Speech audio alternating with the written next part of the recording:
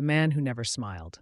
Nia was the type of woman who lit up every room she entered, warm, funny, and emotionally expressive. So when she fell in love with Kamal, a man known in the village as the Stone Face, many were baffled. Kamal was intelligent, hardworking, and respectful, but never smiled, not even at his wedding. Nia's friends whispered that he doesn't even smile on happy days. Nia's sister expressed concern, saying he'll drain the joy out of you. Nia's mother argued that marriage is laughter and warmth, and asked how you can live without that. But Nia saw something beyond facial expressions. Kamal's love showed in his actions. He built her a garden before she even asked for one. He stayed up late fixing her mother's roof in a storm. He never missed a day holding her hand during her migraines. In a calm voice, Nia said, "I'm not marrying his face. I'm marrying his heart." But after a year of marriage, Nia began to feel the weight of the silence. She missed shared laughter. She wanted to see joy reflected in her. Sometimes she'd tell a joke to watch his face, only to be met with a blank expression and a quiet pangs. That was clever. She felt alone in moments that were supposed to feel shared. "Are you happy with me, Kamal?" Nia asked, curious. "Very much," Kamal replied, sincerely.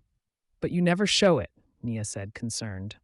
"I don't know how. I wasn't raised with joy. We survived. That was enough," Kamal said, reflective. Nia didn't want to change him, but she also couldn't drown in silence.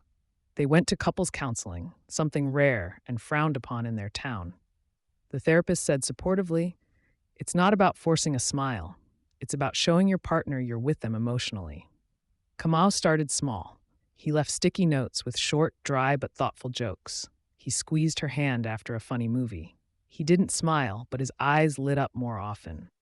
One day, Nia came home to find Kamal trying to mimic a TikTok dance she loved, expressionless, awkward, but fully present. She laughed so hard she cried, and he chuckled softly, almost imperceptibly. That was the first time she heard it. They built a new kind of language.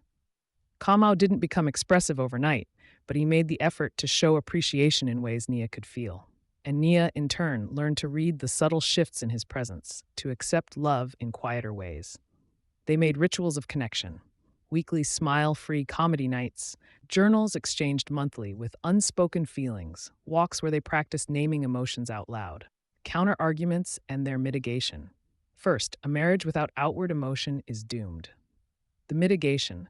Emotional expression comes in many forms. With effort, love languages can be adapted. Counseling helped them decode each other's emotional needs. Second, she'll get bored or feel unloved. The mitigation. Nia faced this. But instead of giving up, they communicated openly, redefined intimacy, and created shared moments in new ways. Third, he'll never change. The mitigation. He didn't need to become someone else. He just needed to learn how to express himself authentically.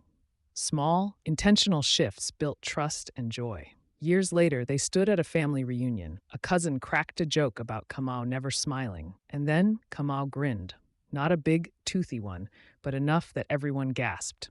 "You did it," Nia said, proud. "I've been smiling inside all these years. You just taught me to let some of it out," Kamal said quietly.